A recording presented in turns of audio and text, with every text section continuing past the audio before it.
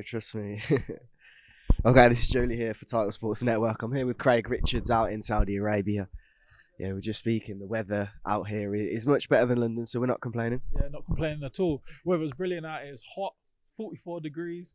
You can't even walk outside without your shades. It hurts your eyes, but yeah, it's nice. There's a lot worse places we could be, so truly grateful. Yeah, and it's a big card, a great fight. Everyone I think we speak to this week, it's so refreshing because we're able to see more.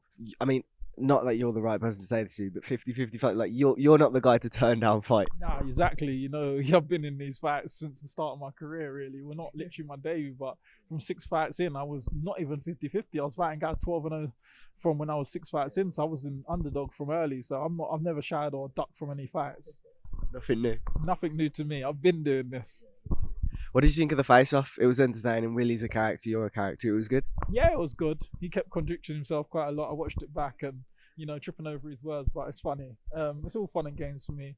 Nothing personal. Yeah, just enjoying it. What did he say that was contradictory? I can't remember off the top of my head. I do remember bits of quotes. Much. One of them, he said that I said all his opponents he thought wasn't great. They're not good fighters, and he said, "Yeah, like you." And then he turned around and said, "Oh no, but you're a good fighter." And I'm like, "Am I not a good fighter? Am I a good fighter?" There were so many different ones he kept saying where he was contradicting himself massively. And then he said that Lennox Clarke can't punch, but then Lennox Clarke knocked him out, and I was just like, "Well, that's not really good on you." You know, he just wasn't sure of what he was meant to be saying. But I think because he was trying to speak too fast and he wasn't thinking about what he was saying. So schoolboy errors. How do you make him regret taking a fight with you on Saturday? I feel he'll regret it after June the 1st. He'll regret it. But look, he's probably getting well paid. So he's probably not going to take it too harsh. It is what it is. It'll be an experience for him, and he can take it and move on in his career after. He's getting paid, which means you're getting well paid too, right? Well, yeah, we're getting paid, so we're all right. But I've got a more bigger ambition and destiny just for a payday. I'm here to win more titles and accolades. I'm not here just to get paid. I've got ambition in the sport, and as I've seen, I've won a lot of titles so far and cleared up domestically, and I just want to win that world title. And beating Willy Hutchinson just pushes me one step closer to them opportunities. That's literally like what I was kind of bringing up at the start as well. Like, you're not the type to say, let's go for the big money fight or something, which just ruins it. Like, you just want the biggest fights, the biggest opportunities, as opposed to anything else. Yeah, I want a big opportunity, so I know like the bigger the risk, the bigger the reward. So you beat the big names, you leapfrog up. You know, if you beat guys you're expected to beat, or you're beating 20 journeymen, like, it doesn't progress you any further. It doesn't push you in that mix. So I need good names. I need people that people say, wow, this guy's really good. Who's going to win this fight? And then when you go and deliver, they're like, oh, he's beat him. He's ready to move on to another level now. So that's the fights I look for. Why do you think they've matched you up with Willy Hutchinson? Well, obviously, I was pushed through for the light heavyweights for Matchroom, and they had to match it. And they've probably gone for a few rosters of their list. And I think Willy Hutchinson, I've heard he's been on a good, decent run at the moment. So they believe in his man. So they thought, this is the best man for the job for their side. And that's why they've matched him.